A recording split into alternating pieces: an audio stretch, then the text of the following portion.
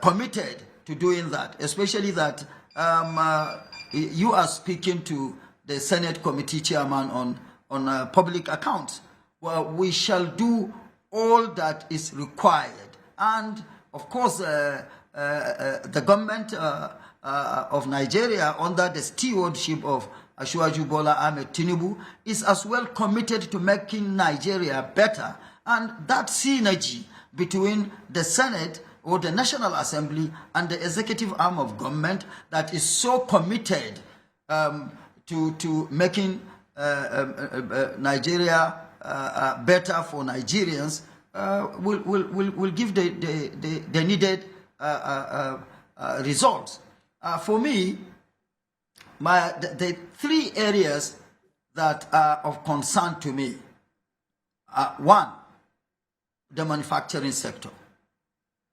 The manufacturing sector has so much potentials, and of course, the potentials, if exploited, or if explode, I mean, we exploit and explore and exploit the potentials.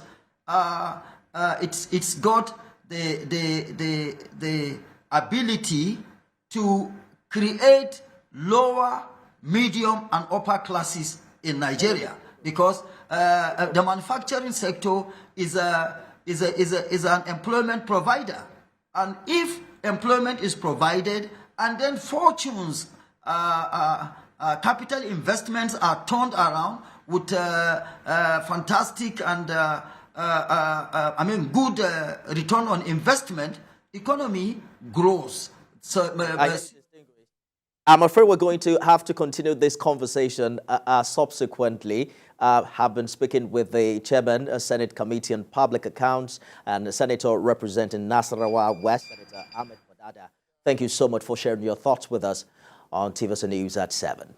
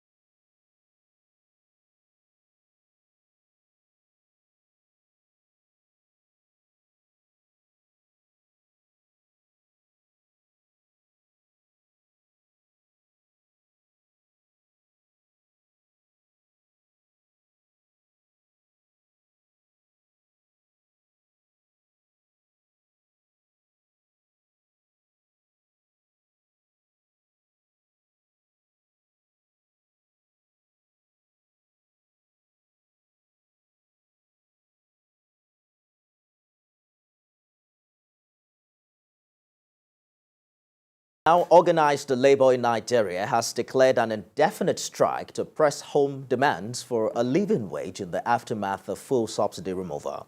The Nigeria Labour Congress and the Trade Union Congress say they have begun mobilization of their affiliate unions as they call on well-meaning citizens to wade in. TVC News' Joke Adisa reports.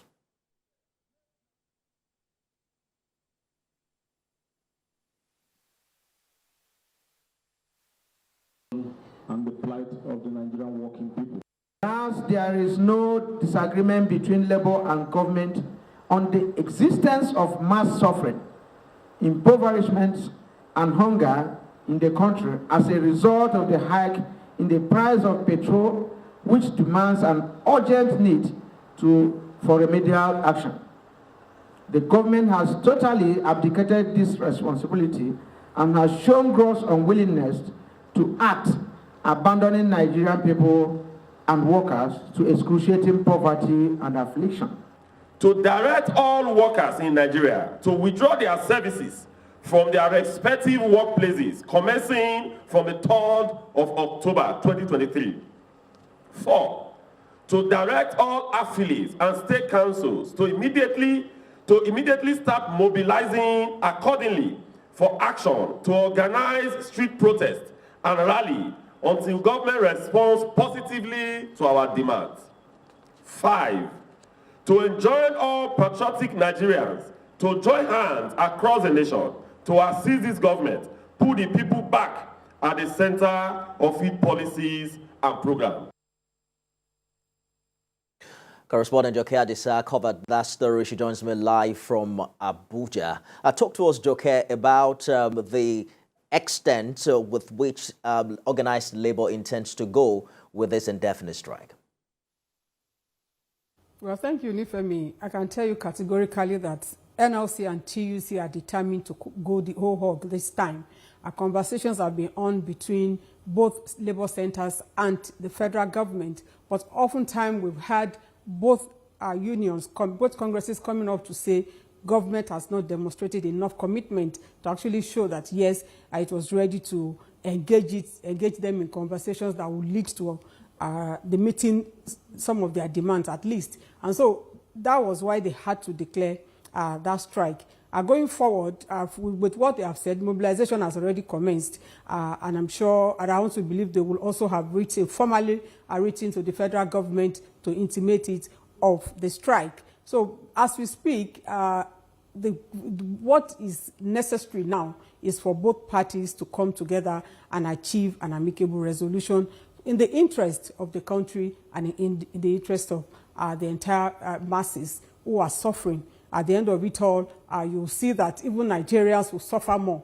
By the time all services are put on hold, Nigerians will suffer, the nation's economy will suffer. So I want to believe that even the federal government, as it has said, that the country cannot afford grinding of the economy, will also move swiftly to ensure that this strike is not allowed to hold. Joke Adisa live for us in Abuja.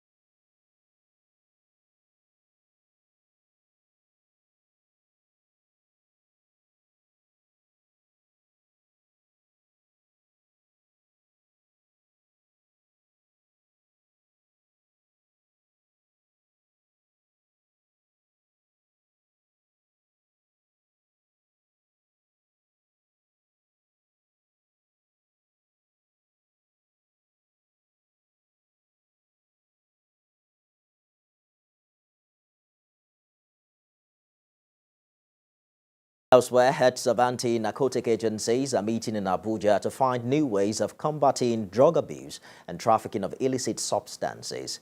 There are concerns that now more than ever, people below 35 years old are caught in the web of drug abuse, while trafficking syndicates have gotten even more sophisticated. Siphonisien reports. Heads of anti-narcotic agencies converge in Abuja for a meeting to strengthen collaboration in the fight against drug abuse and trafficking. Being the 31st in the series, the meeting is concerned more people below 35 years old are doing drugs. Young people are using more drugs than previous generations, and the majority of people being treated for drug use disorders in Africa are under the young age of 35. More worrisome is the link between drug abuse and a surge in crime rates. Drug trafficking and illicit drug production are causing significant damage to the people, the economy, and the environment. The illicit drug economy fuels insecurity.